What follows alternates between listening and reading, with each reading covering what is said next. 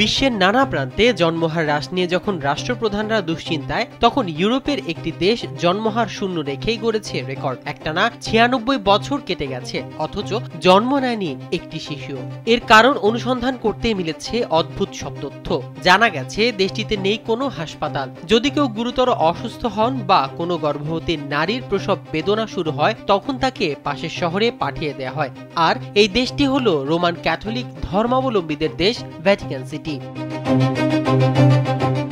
জিও নিউজের এক প্রতিবেদন থেকে জানা যায়, 1929 সালের 11 ফেব্রুয়ারি স্বাধীন রাষ্ট্র হিসেবে আত্মপ্রকাশ করে ভ্যাটিকান সিটি। সে থেকে আজ পর্যন্ত প্রায় 1 শতাব্দী পেরিয়ে গেলেও কোনো শিশু পৃথিবীর মুখ দেখেনি এই দেশে।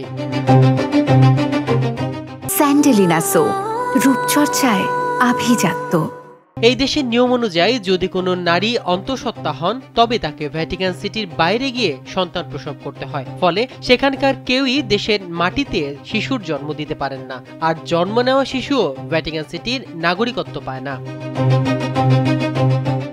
হাসপাতাল না করার পেছনে অন্যতম একটি কারণ হলো দেশটির আয়তন খুব ছোট, মাত্র 118 একর। এই দেশে যদি হাসপাতাল বানানো হয় তবে অনেকটাই জায়গা লাগবে। সেজন্যই হাসপাতাল তৈরি করা থেকে বিরত থেকেছে বিশ্বের সবথেকে ক্ষুদ্র দেশ হিসেবে স্বীকৃতি পাওয়া এই দেশটি।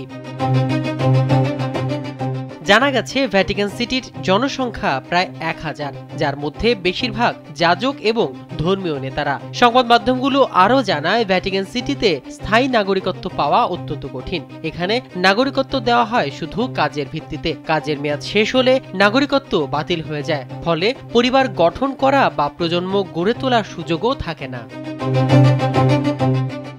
মাহমুদ রহমান সিয়াম, কালবেলা।